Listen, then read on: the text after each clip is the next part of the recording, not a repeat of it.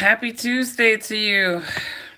We're getting through the week, I've been following this news story about the stabbing at the high school, and I did a live stream probably a couple of days ago covering this story, and obviously, I don't see a significant amount of new information coming out, but you do have Austin Metcalf's dad, and his family. They're doing all kinds of press runs.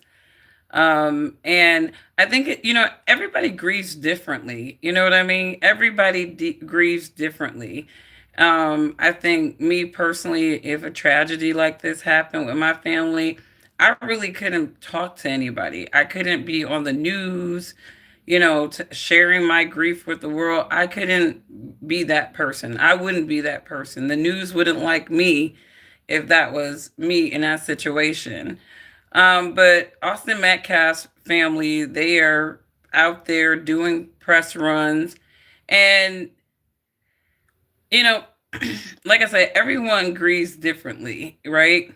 But, I think some people, because I'm looking at Carmelo Anthony's family, they just broke their silence. They're offering up prayers to Austin Metcalf's family. They're asking for prayers for both families as they allow the legal process to play out. I think it's interesting though, because you have different individuals, and like I said in my first video, you have different people from different political perspectives, and they're offering their opinions about, the situation. And, you know, one of the things that I think is interesting, and I'm looking at the Introvert Rock Stars channel, and shout out to him because he does a great job at kind of pulling receipts and kind of create, everybody has a case on the internet for why they believe something. Some people, they go in depth, super sleuths. I'm like, I'm just speaking off of common sense and pattern observations here, but he does a great job. So he did a video probably about an hour ago, and he was covering the recent news footage, the recent news interview with Austin Metcalf's dad. And I'm looking at this interview and I'm weird, I am so weird because I always get vibes and energy and thoughts, coming all over the place when I'm looking at something, or even when I see certain people. I try not to touch other people sometimes because it's like I get real weird where you can actually absorb people's energy, and I don't like that. But I'm looking at this video, and this is just me and my assumptions, because obviously the conservatives, they're making this a race thing. They're using this situation as an excuse to paint narratives about black men, young black men in general. And I love the way Introvert Rockstar actually sort of addresses that. But he also addresses the fact that, Austin Metcalf, right? He said he found his social media, and you would notice the theme, and I said this in my last video, that gangster hard rap. I believe both of these boys were watching that, listening to that stuff, and I said in my last video, these two boys likely came from good families. Both of them probably came from decent families, even if the families weren't together. Those boys were likely being raised all right, but the internet is a secondary source of raising these kids.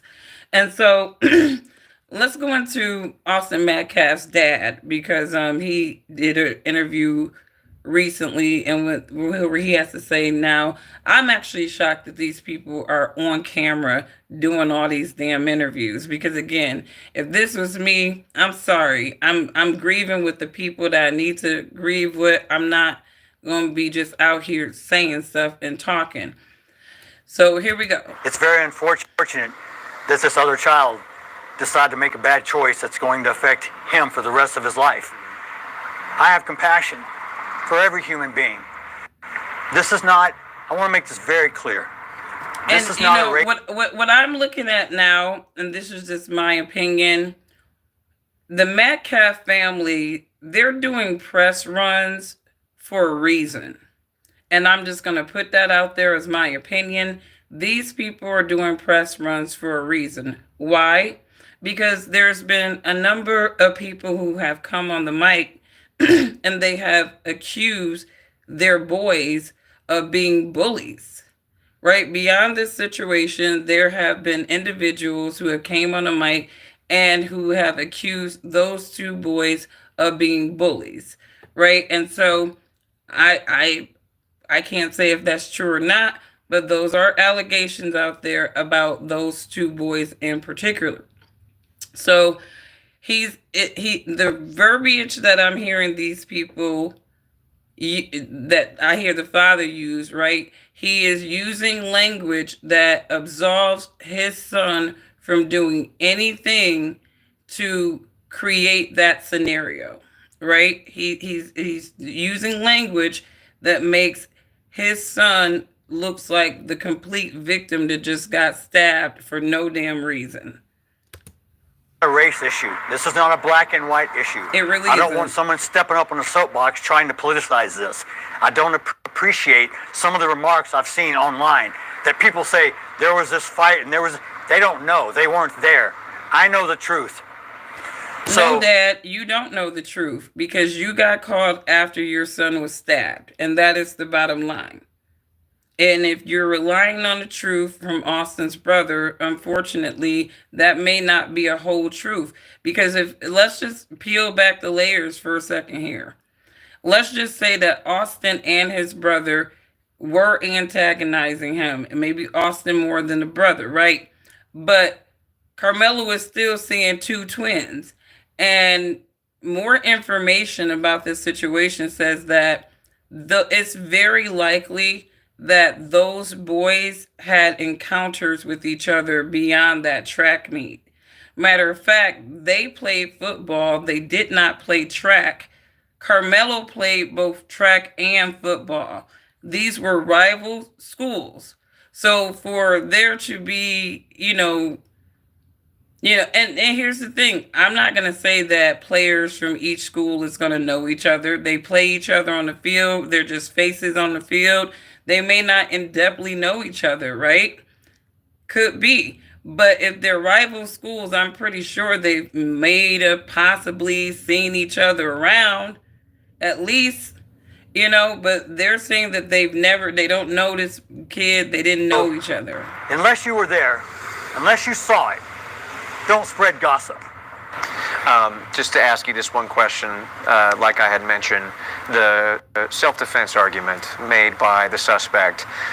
What's your reaction to that if that's used in court or used? As a defense attorney, they're going to try every avenue. That's their job. The truth will come out. There were too many people that were there that saw what happened. Where's the camera footage, though? I mean, for something like this was a major event. I'm pretty sure they got plenty of camera footage to corroborate anybody's story. What's going on, Anna? What's going on? I see you said good morning. It's good night over here almost, but what's going on your side of the world, and what's going on to you? My own son told me what happened. I wouldn't rely on that. I wouldn't rely on a twin. I would not rely on a twin because let's just say both of those twin boys was starting beef. They was getting activated with them because first of all, if it was just Carmelo over there, sitting in their area, he was already outnumbered, right? He was already outnumbered unless he had other people around him, which it doesn't seem like he did, right? Carmelo was already outnumbered with Austin and his brother and whoever else was around there, right? So I'm pretty sure they felt a lot more bolder to approach him, possibly. This is just all assumption, but the word choice that was used, right, indicates that if they wouldn't have never said anything to him, nothing would have ever popped off. If they wouldn't have said anything to him, if they would have just minded their own business, let him be where he be, not take the authority, and even if they felt like he should have been there, if they would have got the right authorities in the mix, right, Austin would still be here. And I'm pretty sure Austin's brother know that too. And I'm pretty sure Austin's brother actually has to, while they're being the victims, because I'm pretty sure he's victimized by this situation. I'm pretty sure he didn't think that when Austin went up to Carmelo that day, that would be the last time, one of the last time he saw his brother, because his brother decided that he was going to big flex on somebody else.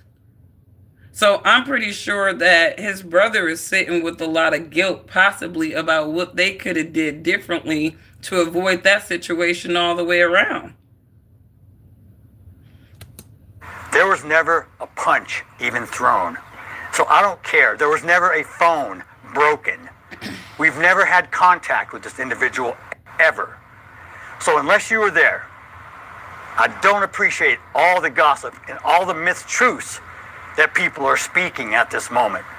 Is that shocking to hear? And I get what this father is trying to do. He's trying to preserve the legacy, the image of his son.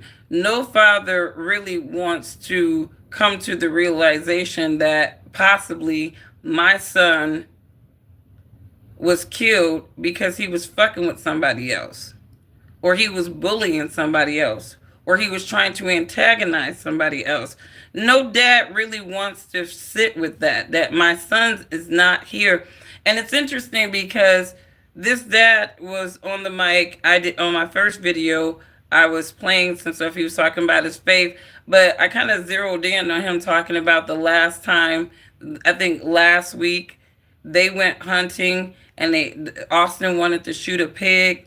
And he said, we were talking about, these are the stories. These are the things that you pass on to your sons forever, right? And, and he said, I'm glad we had that experience. But here's the thing. There's other things that you need to pass along to your son so that you can have them for a longer time outside of shooting pigs. And one of those is don't fuck with other people. One of those is don't take the authority that is not given to you in your own hands. And so I'm pretty sure that there was a lot of things gone wrong that I'm sure this father wished didn't happen. But I'm sure Austin's brother know that situation could have been avoided if they would have just mind their own damn business and not said anything to Carmelo. And then another thing is, I'm wondering why Carmelo was carrying the knife at the track meet. So that's another thing. This was a rival school. Clearly, these are rival schools.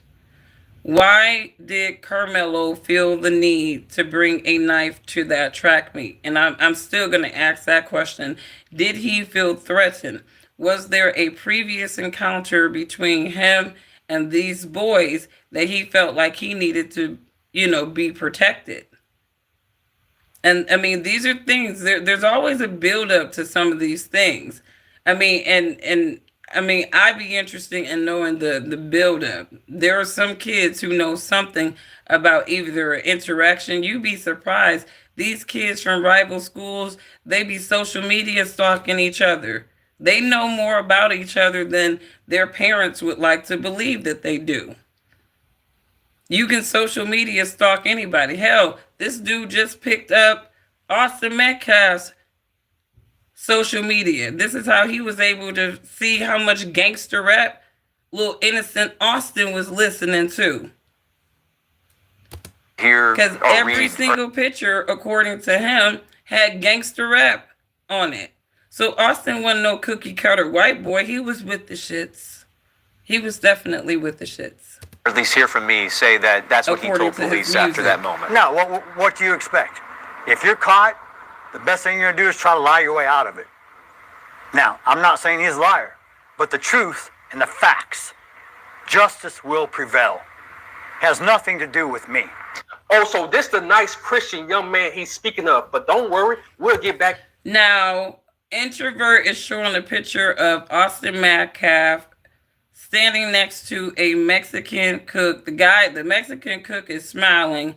Austin Metcalf has the gun, but it's the middle finger, and he's pointing it at the Mexican guy. So Lil Austin was with the shits, it seemed, in certain ways. And this is why I said this internet raising these kids.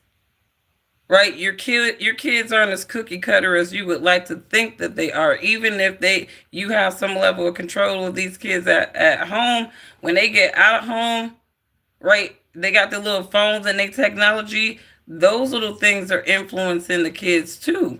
So this is Austin next to this dude with a middle finger.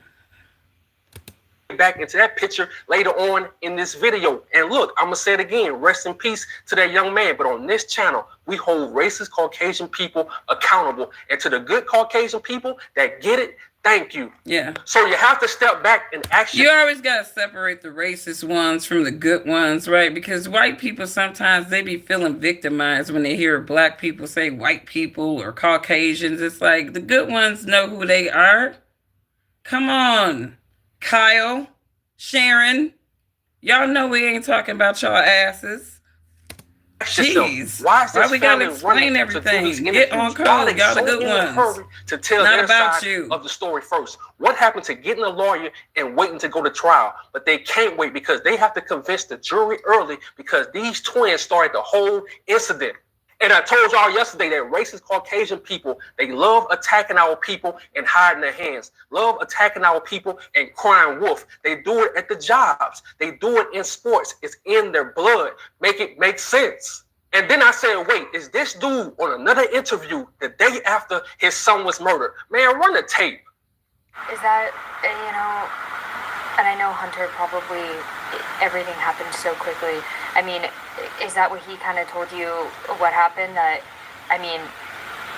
you know Austin to have any enemies? Did Austin know this person? No, they have no contact with this person ever before. I can tell you what happened. I know firsthand. I wasn't there, but I talked to my son.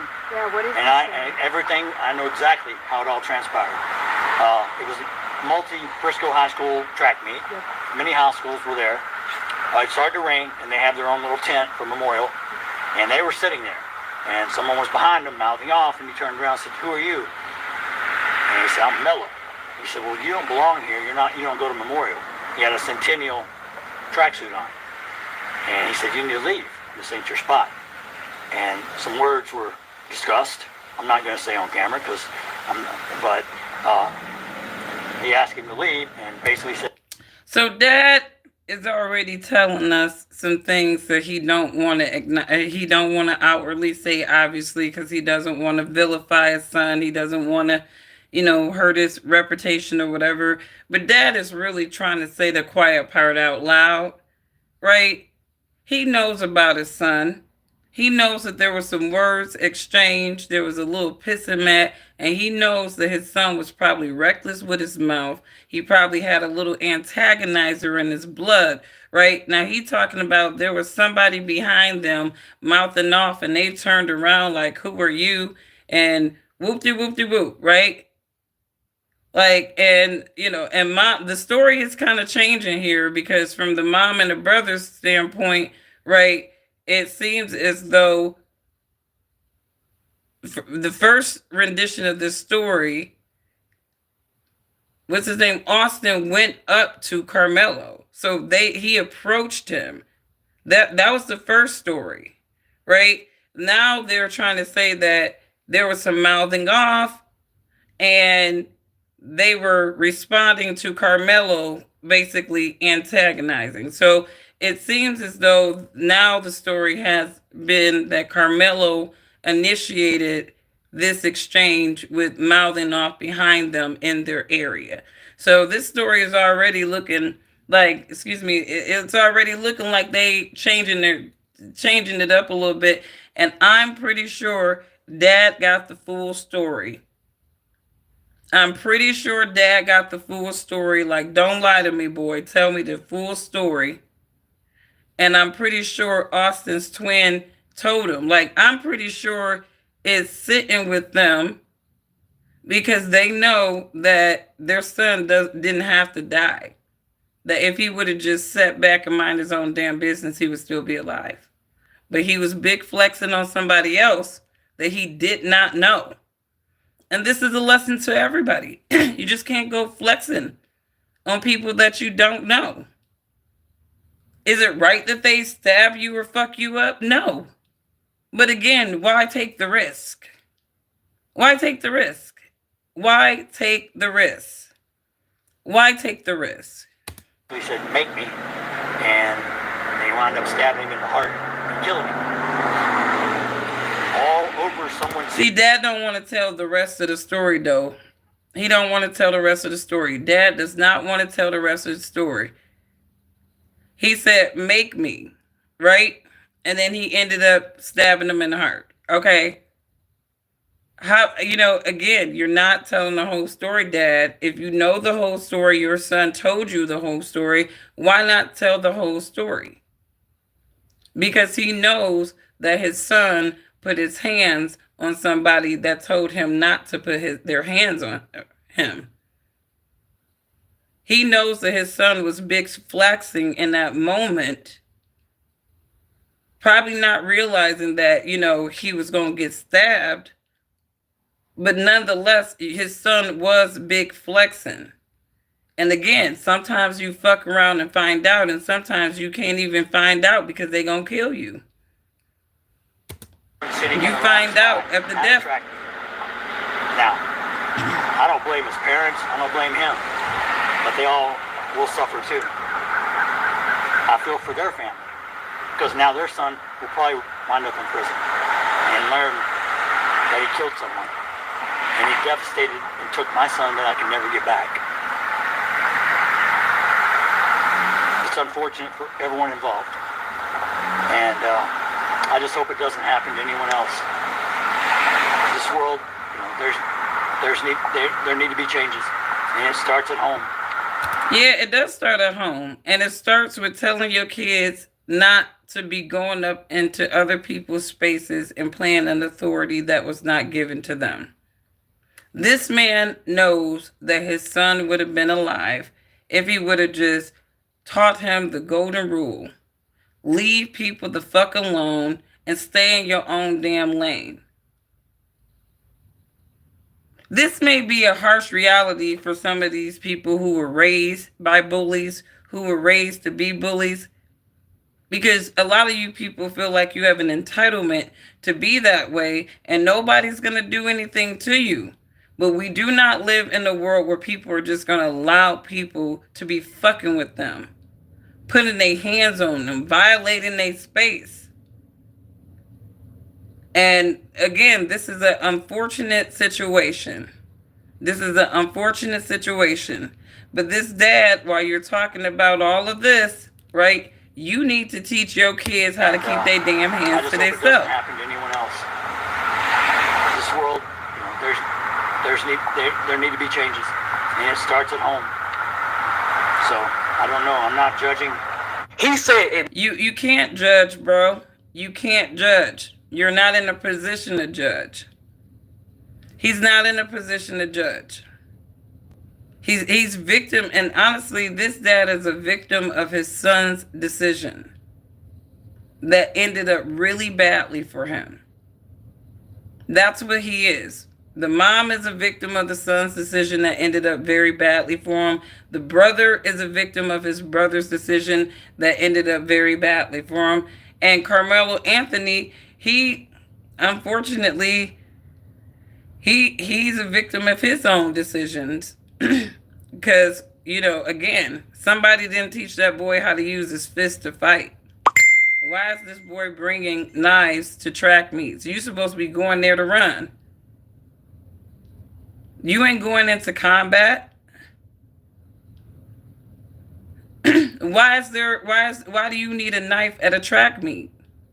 And that's still a question that I have on the table. So I'm not absolving anybody from anything. it needs to be changes starting at home. I need y'all to remember that part because we're going to come back to that.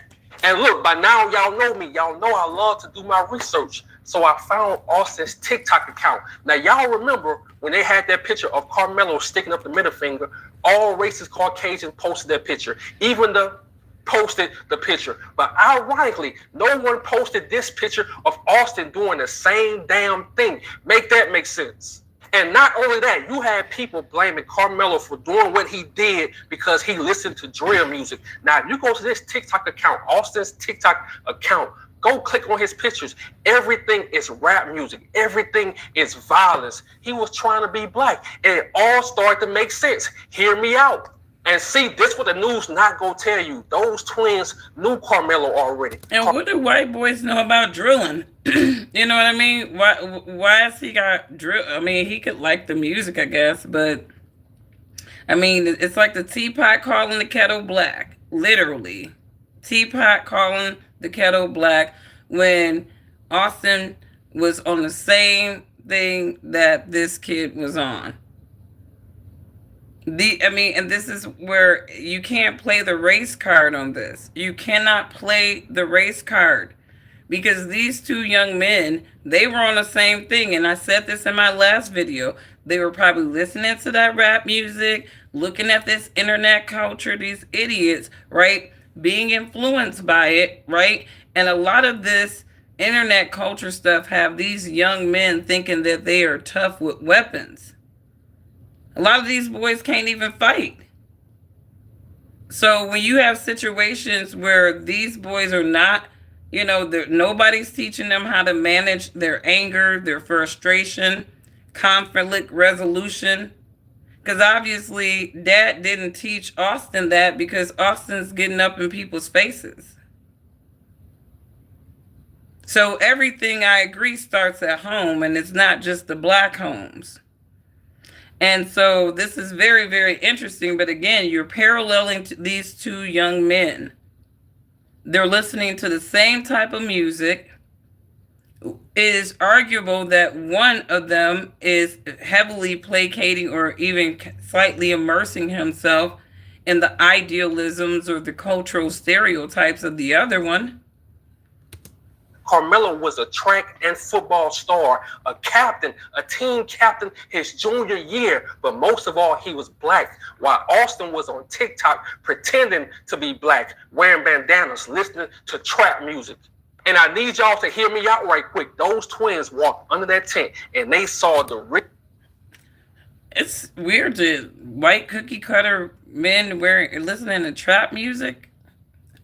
Look up the article, Carmelo saving a boy drowning years back. I actually heard that too, that Carmelo, he actually risked his life to save someone else.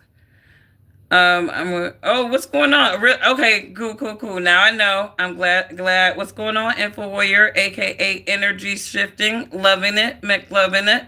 How are you, my friend? It's been a while. Are you okay? How you been? Now I know. Maybe I did see you and you just had the new name. But yeah, I heard that Carmelo saved another kid's life, that he was not a bad kid. But again, you can have two decent kids. And I'm not saying that Austin was a bad kid. Right? Now, this guy is going to say something about the father was not in the house. He wasn't with the mother. But that's neither here nor there. It seems like they were both normal high school, boys. But again, when you add the internet and all this negative, stuff in the music, telling these kids to kill people, whack people off, all that shit like that, right? You do get scenarios like this. And this is sad. These young men they're not handling conflicts. I don't even think I don't even think the schools are focused on conflict resolution. And I think the problem with the K-12 system is that there are too many females teaching. I think by the high school level, you should have a good range of male to female influence in the high schools because these young men need guidance. One thing I really appreciated about my high school is that we had a lot of black male mentorship in our high schools, men who were committed to keeping those young black men and even the white boys, because we had white boys in our school too, keeping those boys straight. So if you didn't have a father, those guys in our school were phenomenal. And I mean, matter of fact, one of the administrators, I was actually talking to him about partnership last year, with his newer high school students, because it's so important to pay forward any way you can. But I think a lot of these young men need male mentorship in the high school, more now than ever, because obviously dads aren't teaching their sons self-control. They're not teaching their sons not to go out and put your hands on people, not to bully people, not to violate their spaces, not to stab people, right? So we need some additional male mentorship in these schools, and I'm talking about actualized straight men. None of these fruity, them kind of guys. We need straight men in the schools guiding these young men. And I think a lot of these situations where you have little lions, right, trying to figure out, they're roaring at each other, and that's okay. That's healthy.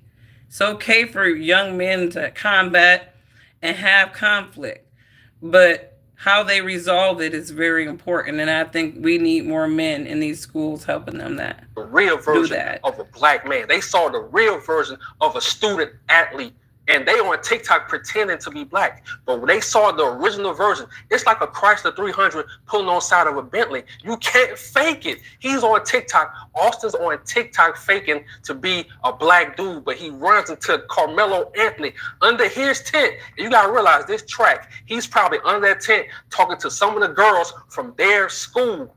And you have to step back and remember, the twins don't run track. They was just there being bums and bullying people. And they was jealous. Austin and his brother were jealous of Carmelo. So that's why they stomped his phone and they tried to bully him. Now, is this true? Now, I did see a post where Carmelo's uncle alleged that this was more than just, hey, you're in the wrong seating area. Apparently, Carmelo's phone got stomped. It was actually a real physical altercation. And my only thing is, if there were some girls around, is anybody talking? Where's the camera?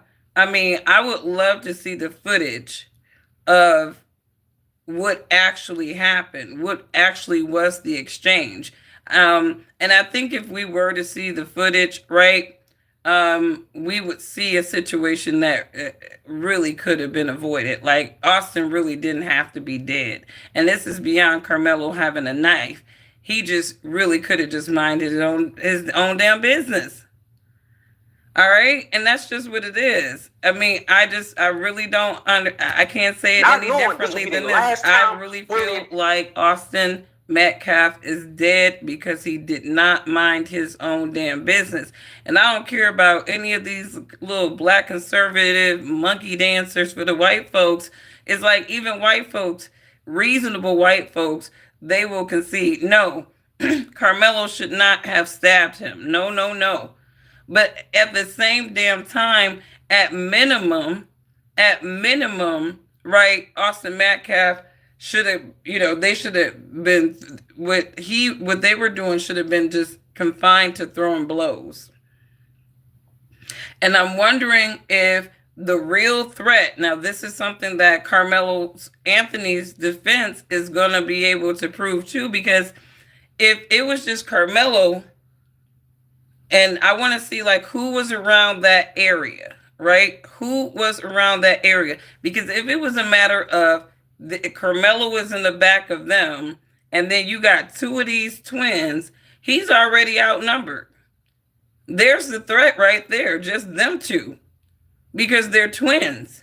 And so if there is going to be a scrap or an altercation, Carmelo is not dealing with just one person, he's dealing with two people.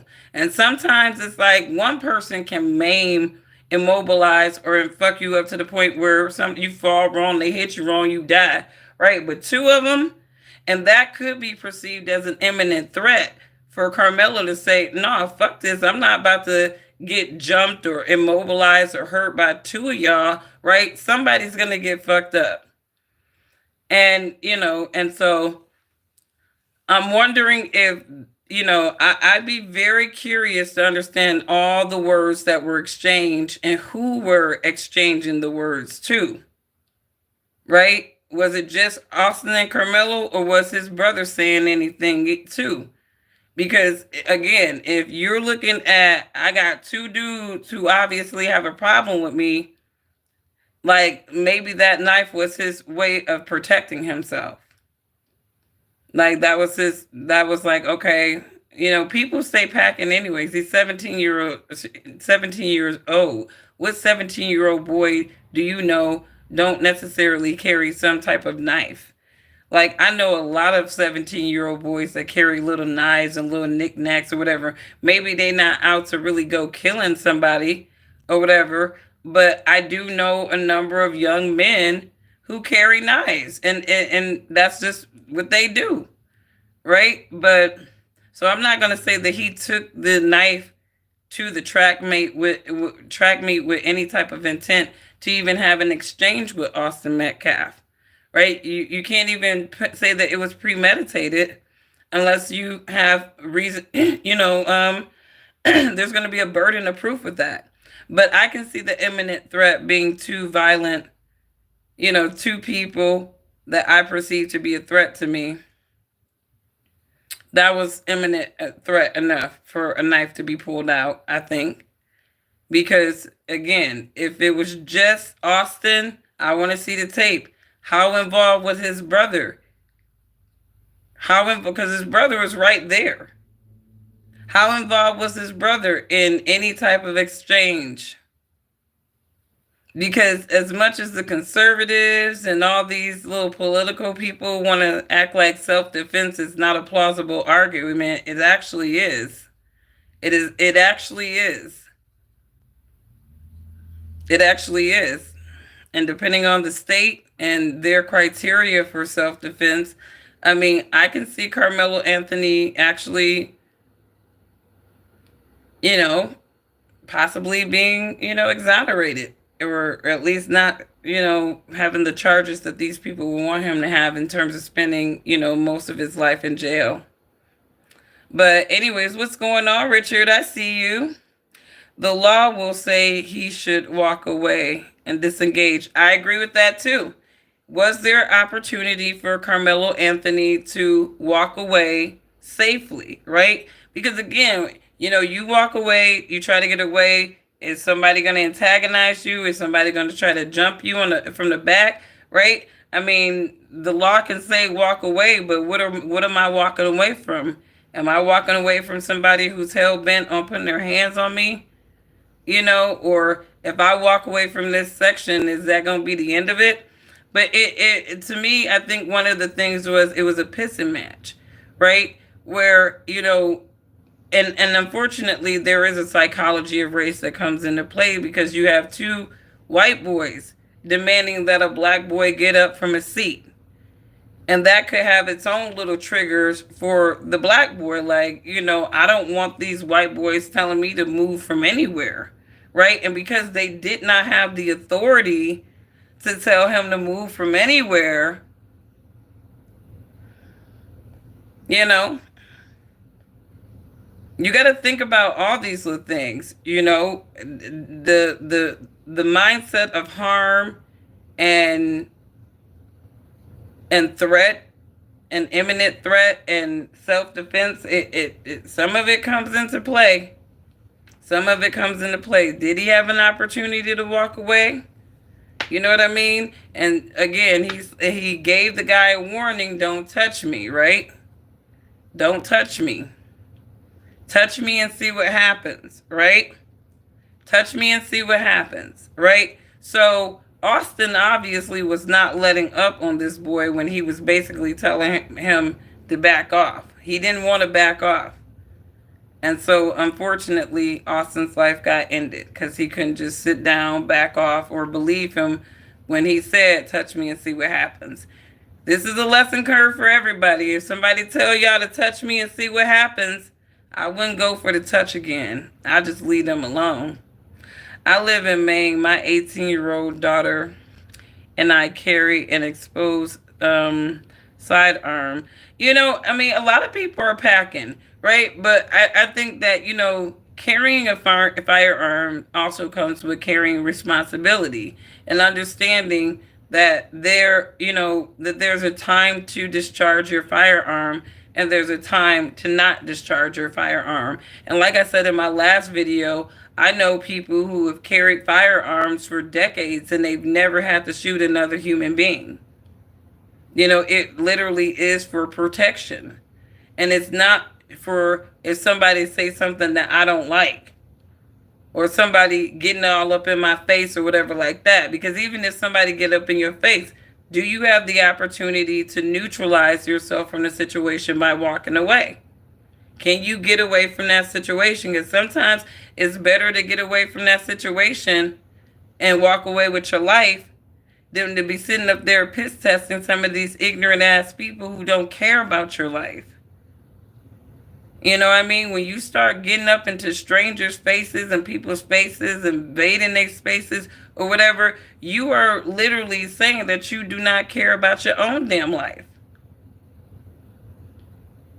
You should never have to use your gun. I mean, people pray not to have to use their guns. I mean, no reasonable person that I know will want to run around killing folks, right? It doesn't make you feel good. And even some people who have had to discharge their firearm and kill people, that actually bothered them. It was like traumatizing for some people because they really don't expect to have to do that, right? And for some people, killing other people is not a great feeling. Right? And you can even tell with, Carmelo Anthony, he's like, is he going to be okay? Like, I mean, obviously this kid wasn't running around like, I don't give any fucks. I mean, because he did inquire if Austin was going to be okay. He could have just not cared. He could have just been like, he shouldn't have put his hands on me. Fuck that dude, blah, blah, blah. None of that stuff. But he did ask him, is he going to be okay? And he asked him, could he plead self-defense? Because he told him not to put his hands on him. So, I mean, as much as people want to vilify the kid, I mean, he's not, I don't think that he's just the demon that white conservative media want to narrate him as being. But anyways, you guys, shout out to Introverted Rockstar. And how ironic, we haven't seen any footage of the incident. Where is Texas, the footage? Everywhere. It's cameras everywhere, especially in these schools where all the money is put in. They put all their monies into these high schools. Why we don't have no footage? Make it make sense. And I'm going to say this, in my opinion, that other twin should be arrested too. The only reason why he's doing all these interviews and all this talking, because he's trying to cover his ass. But you can look at his eyes. You can see the guilt. You can see the shock. And it's eating his ass alive. I agree with that. I believe these press runs with this family is to really garner the sympathy. And again, this is a sad, tragic situation. It's an unfortunate situation. But they're doing a hell of a lot of press runs, just running off at their mouth. And the more the other son talks, the more the story slightly just changes a bit. And I mean, again, even with the mom, it's like, for me, it's like, y'all wouldn't see my ass if this was one of my kids, because I would just be devastated. And devastated for me is devastated. I ain't got time to be talking to no news channel and getting you content for the day off of my feelings. Right? These people are just out here. And the mom is, she's looking at her son and, like she's all, I'm proud of you for doing these news interviews or whatnot. But I think part of that is damage control. I think once we see the video footage, and these families, both of these families are raising money off of this tragedy. Let's not forget that. And I'm not saying, obviously, Carmelo's family is going to have to raise money for legal fees, right? Austin's family, they're probably raising funds, even though I'm sure they don't need them, but I'm pretty sure, they're raising funds for funeral expenses so that they can put him away, right? And probably some therapy for that other son who's probably going to be pretty screwed up for the rest of his life. I don't think Austin's brother's going to ever be the same. And I think that he's going to carry a lot of guilt. I think if he could talk to the ghost of his brother, I think he would have said, I wish we would have never just said anything to him. I wish we would have just left it alone.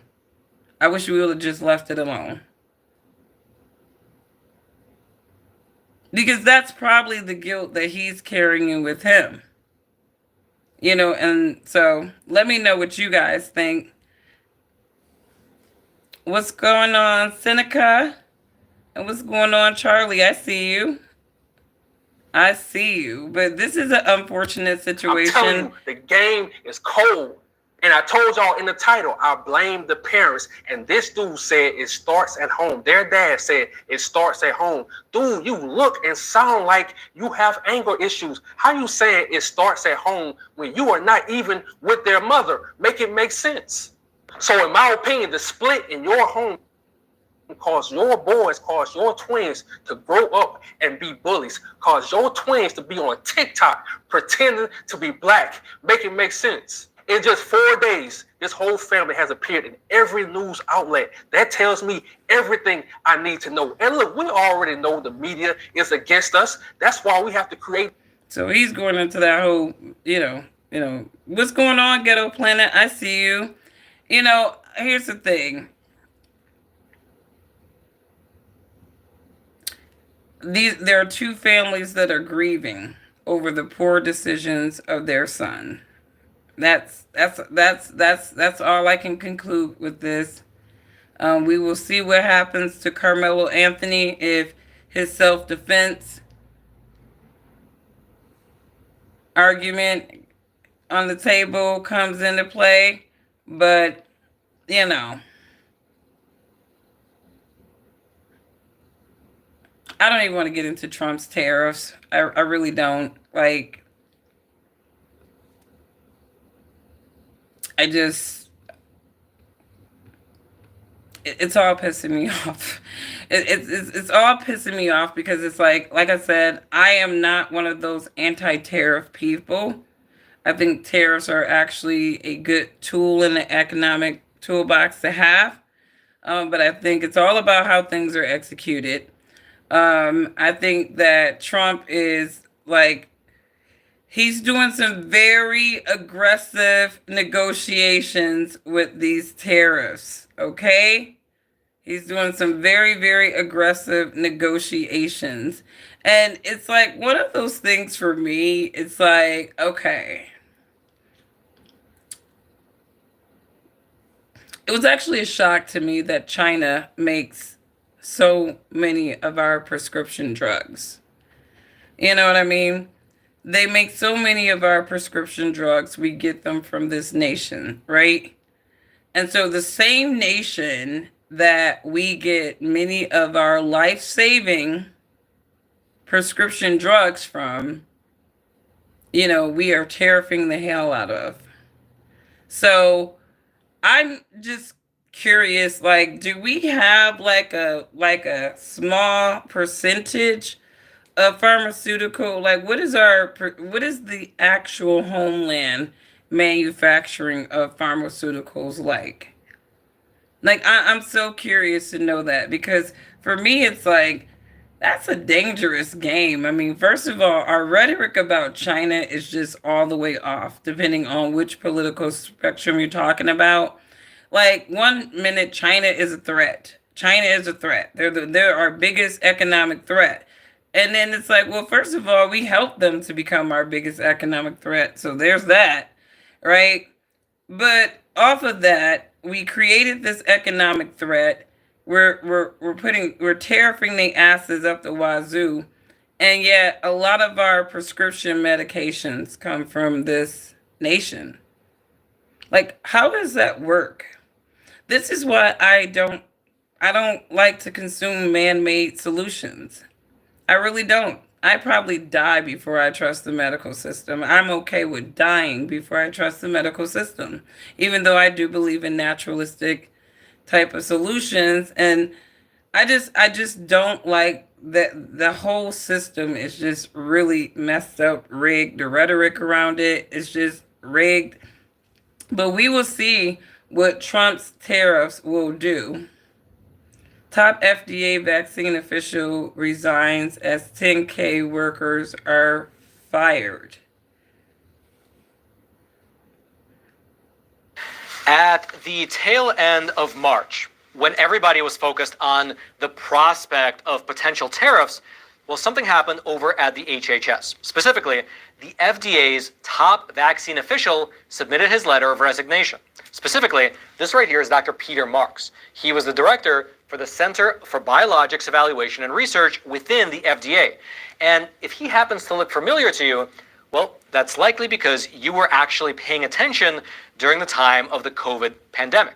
His sub-agency, it was the one in charge of handling, regulating vaccines for the entirety of the FDA, meaning that he was in charge of the agency that was routinely giving their stamp of approval for new vaccines, for new booster shots, for new vaccine schedules, new vaccine advice, and so on, all things like that.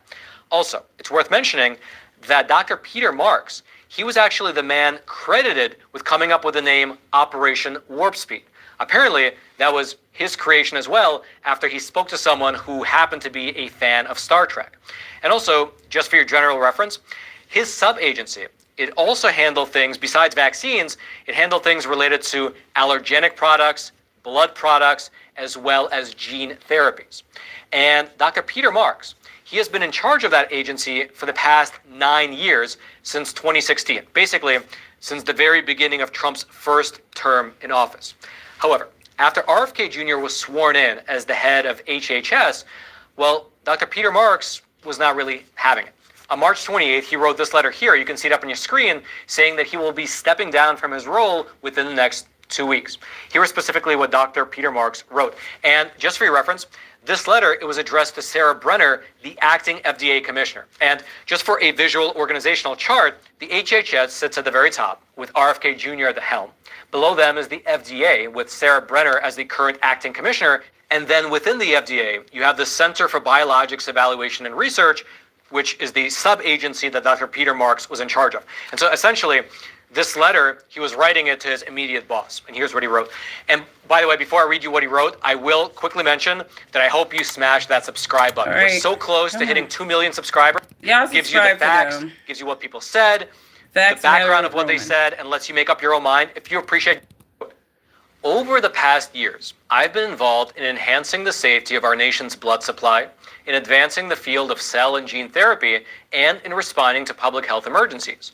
In the last of these, during the COVID-19 pandemic, I had the privilege of watching the vision that I conceived for Operation Warp Speed in March of 2020, in collaboration with Dr. Robert Kadlec, become a reality under the leadership of HHS Secretary Azar and President Trump, due to the unwavering commitment of public servants at the FDA and elsewhere across the government. At the FDA, the tireless effort to therapy from COVID-19 in the United States and elsewhere. Then, further down in the letter, he went on to say that he is concerned about some people within the Kennedy camp who are questioning the adverse health effects of vaccines, and then he uses the example of Texas's recent measles outbreak as an example of why that's not a good idea. Quote, efforts currently being advanced by some on the adverse health effects of vaccination are concerning. The ongoing multi-state measles outbreak that is particularly severe in Texas reminds us of what happens when confidence in well-established science underlying public health and well-being is undermined. The 2-dose measles, mumps, and rubella vaccine regimen, otherwise known as the MMR vaccine, used over the past decades has a remarkably favorable benefit-risk profile. The MMR vaccine is 97% or more effective in preventing measles following the 2-dose series, and its safety has been remarkably well studied. Undermining confidence in well-established vaccines that have met the high standards for quality, safety, and effectiveness that have been in place for decades at the FDA. Okay, well, that's interesting. This guy is resigning because Robert Kennedy obviously questions the safety of the vaccines. You know, I will just say this. I have friends who have been long-time anti-vaxxers, and then I have friends who believe in getting every single vaccine that they say get. And I will say that when it comes to just overall like immune systems and health, it does seem like my friends who never ever introduce any of those things in their kids' bodies, like their kids just don't get sick that much. Like they don't get sick half as much as like say my kids, who I stopped giving my kids vaccines, but nevertheless, I still was one of those families that believed in giving your kids the vaccine once upon a time before 2020, where they really shook my faith in these man-made solutions. And it really was for me about how it was sold and the just lying to folks in very colorful ways, the conflicts of interest, the lack of disclosures. There was a lot of things going on in 2020 that really made me look at just the healthcare industry, how they, promote things, sell things. I don't trust a lot of that stuff. But apparently, this guy is saying that the rhetoric that he's actually resigning, it seems, on the grounds that some of this anti-vax rhetoric coming into the agency is not going to be helpful.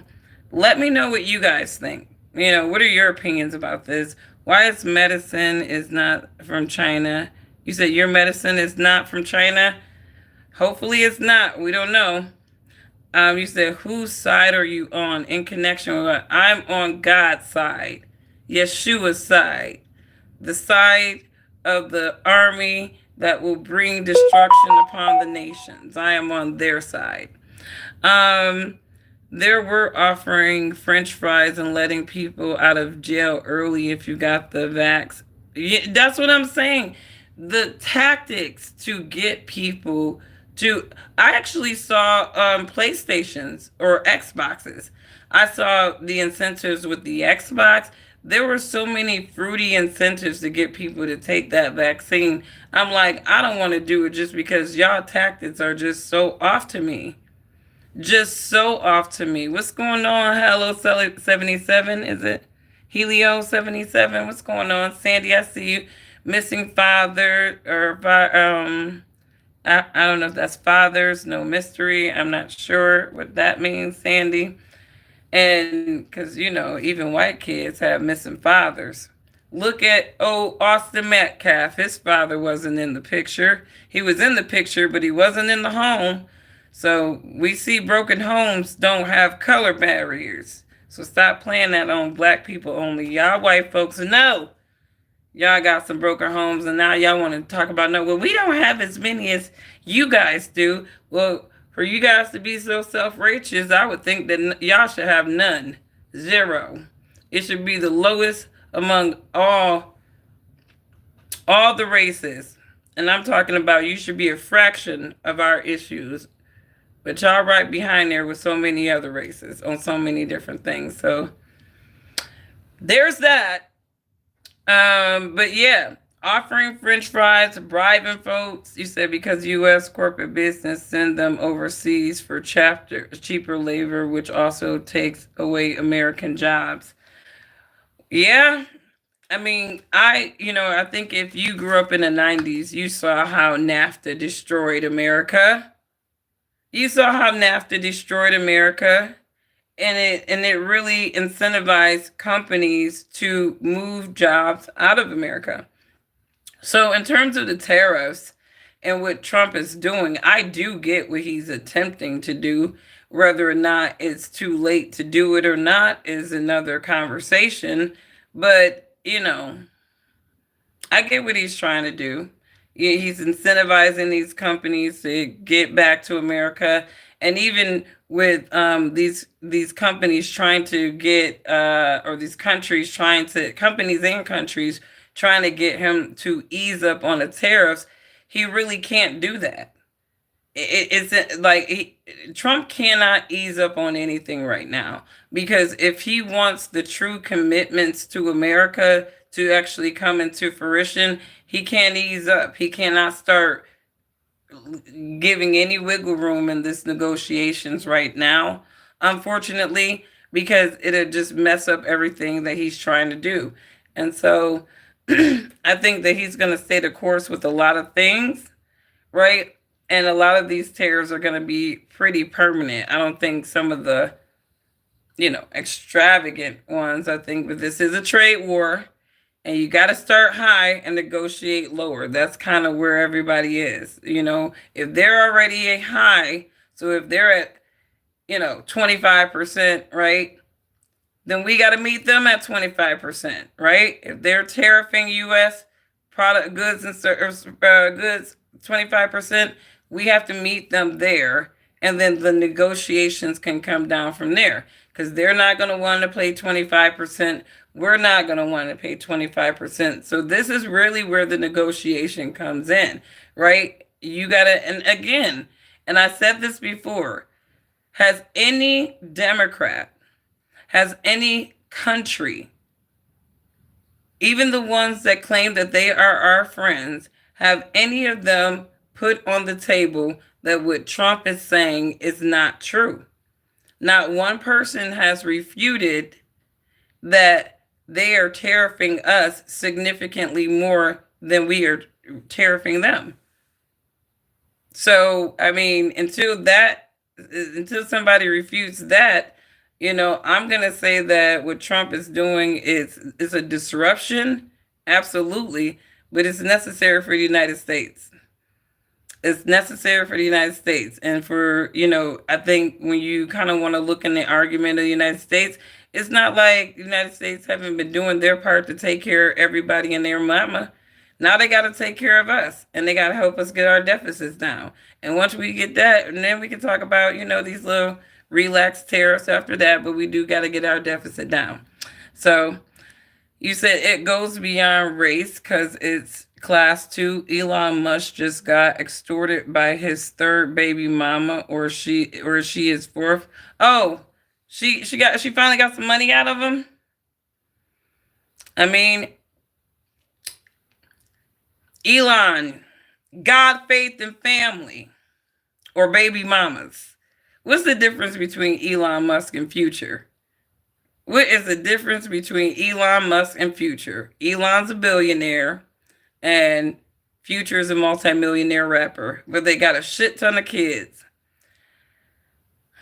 Interesting, but we'll see what happens.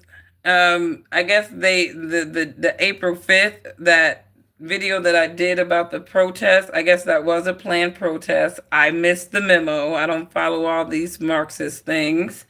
But apparently April 5th was like the day of protesting. And so all the white liberals went out protesting all their grievances and upset. And then you had all the black liberals who were still kind of scorned that Kamala Harris did not win, and how, white women and Hispanics, were the ones who really helped Trump get elected. So they're upset. So the black people was like, don't look for us in your march. We've done enough. It's y'all turn to be on the front lines. And so apparently the black activists did not want to have anything to do with their April 5th march. I was wondering why I didn't see too many Negroes out there. I guess they had other things to do. But anyways, y'all, have a wonderful rest of your day. We will keep our prayers up in Satan's world. This is a divine comedy. We're going to pray for these two families. I pray for everybody. Because, these kids are dying all over the place. The products of bullies. There's stories that we don't hear about. A young lady took her life. Unfortunate because she was dealing with years of bullying from other kids. So, here's the thing about these bullies, right? They will sit there big flexing, specializing in making other people's kids feel awful about themselves every day, right? And then these kids not having it out, not feeling just terrible about themselves, they end their lives. They end their lives. You know what I mean? And if they don't end their lives, they get to a breaking point and then they end up taking somebody's life. So I don't know what Carmelo Anthony's history was with bullying, and what resolve he had to come to in his life, that I'm never going to be bullied again. Anybody that put their hands on me, I'm going to fuck them up, right? But we're going to pray for both of these kids. And the golden lesson in that Austin Metcalf, Carmelo Anthony story is teach your kids to stay in their own lane, keep their hands to themselves. Do not assume an authority position that was not given to you. If there is, someone in your area, or, get the proper authorities to mitigate the situation.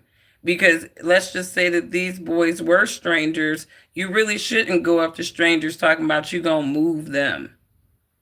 You gonna exert authority over them. And for anybody who don't know you, that would be perceived as a threat. So, regardless of what, people think about this is an unfortunate situation. We'll see what the legal process, how the legal process plays out for Carmelo. I hope he doesn't spend the rest of his life in jail. But I do hope that he, get the consequences that he needs to understand that, what you did, you can't take back. You can't take back. Sometimes in the heat of an argument or a conflict, you cannot take back. You cannot take back those moments. And sometimes the better decision is to walk away. Hell, he was able to run away after he stabbed the boy. So obviously there was an opportunity for Carmelo to just neutralize that situation and just walk away from it. He didn't have to sit there and just literally see what happens. Nobody had to have seen what happened. He could have just got his ass up, moved from the area, and kept moving. And even if he refused to want it to move, right, he should have been able to use his fist. But again, if you're talking about 2-on-1, he was already outnumbered. So the self-defense argument is not too far off if we get video footage and we see how, if we get video footage and we see Austin's brother engaging with Carmelo in any kind of way, the self-defense argument is definitely one that can be on the table as well.